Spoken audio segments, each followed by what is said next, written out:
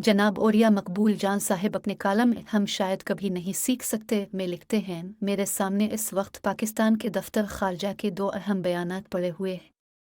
इन दोनों बयानात के दरमियान 5 माह का वक्फा है, लेकिन इस वक्फे के दौरान हमारी हरकत और आखिरी बयान ये समझाने के लिए काफ़ी है कि अमरीकी ग़ुलामी में गानद है हुए हमारे पॉलिसी साज इदारे और फैसला साज क़ुव्वतों ने इस बेबस व मजबूर और आलमी हालात से अमूमी तौर पर लाइल्म कौम को एक बार फिर अमरीकी एजेंडे की तकमील की खातिर एक ऐसी जंग के मैदान में आतार दिया है जिसका नतीजा रासवाई और बदनामी के सिवा शायद कुछ भी ना हो। अलबत्ता ये बात दुरुस्त है कि हमारे इक़्तिदार पर काबिज़ कुछ लाडले अमरीकियों की नज़रों में मज़ीद लाडले हो जाएं।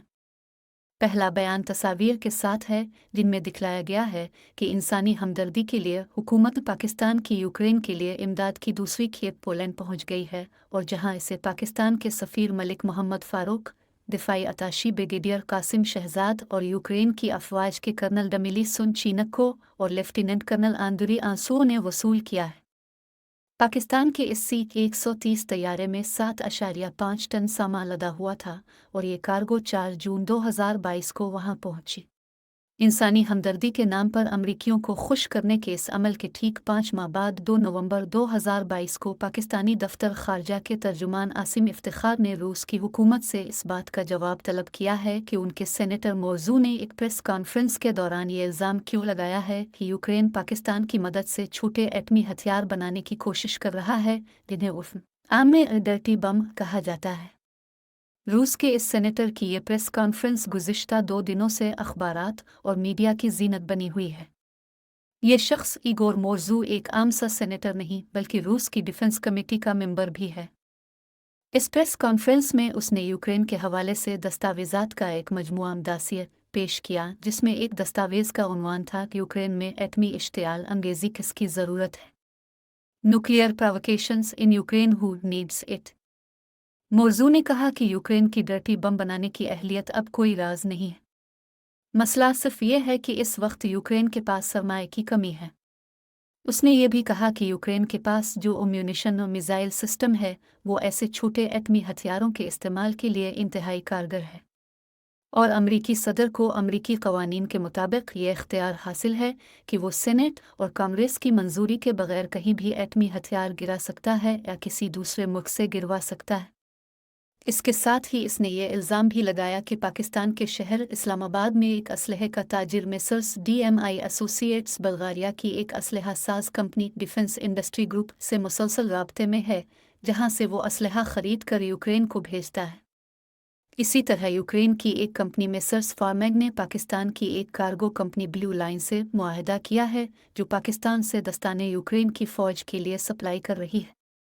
दफ्तर खारजा के तर्जुमान ने रूसी हुकूमत से यह वजाहत तलब करके पाकिस्तान को इस इल्ज़ाम से बचाने की कोशिश की जो रूसी सेंटर के बयान से संगीन सूरत हाल पैदा कर सकता था।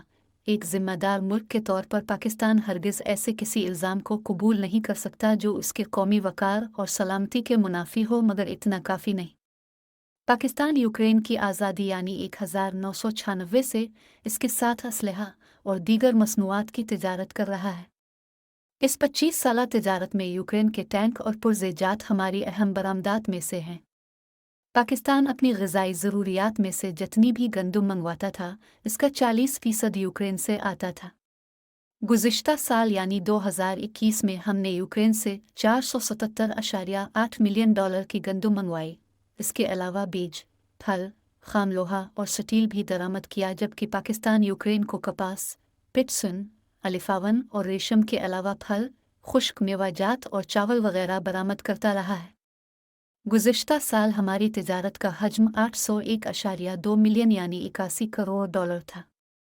ये सब कुछ हालन अमन में था, लेकिन शायद हमारे मंसूबा साजों और कारोबारी हजरात को बिल्कुल अंदाज़ा नहीं कि 24 फरवरी 2022 को दुनिया यकदम बदल गई थी।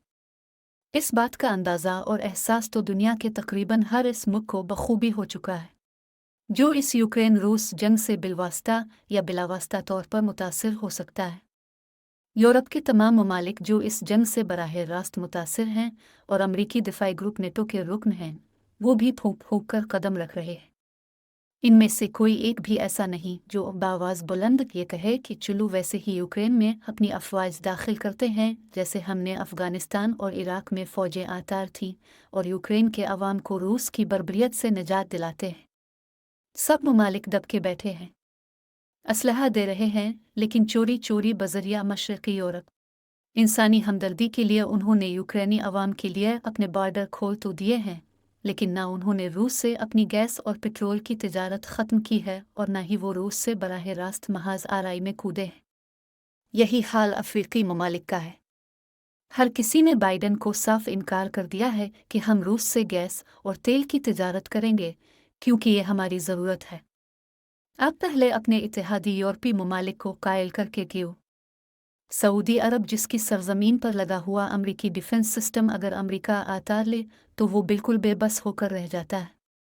इसके बावजूद सऊदी अरब ने भी अमरीकी सदर को साफ साफ इनकार कर दिया है कि हम तुम्हारी फरमाइश पर तेल की पैदावार ज़्यादा करके रूस को नुकसान तो पहुंचा सकेंगे, लेकिन इस तरह हमारी अपनी मईशत तबाह हो जाएगी।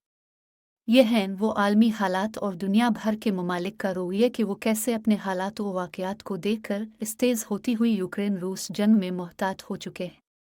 लेकिन शायद हमें गुज़िश्ता 40 साल से एक आदत सी हो गई है कि अगर हम अमेरिका की जंग लड़ेंगे तो फिर यकीनन डॉलर आएंगे, हमारे ज़र मुबादला के ज़खायर में इजाफ़ा होगा, हमें असलहा मिलेगा, ढेरों डॉलर इमदाद भी मिल जाएगी, तालीमी वज़ाइफ और मुलाजमतों के दरवाजे हम पर खिलेंगे। यही सब सोचकर हमारे साहिबान इक़्तिदार अपनी सरजमीन को बारूद के दाहों और लहू की सारुखी से आलूदा करते रहते हैं।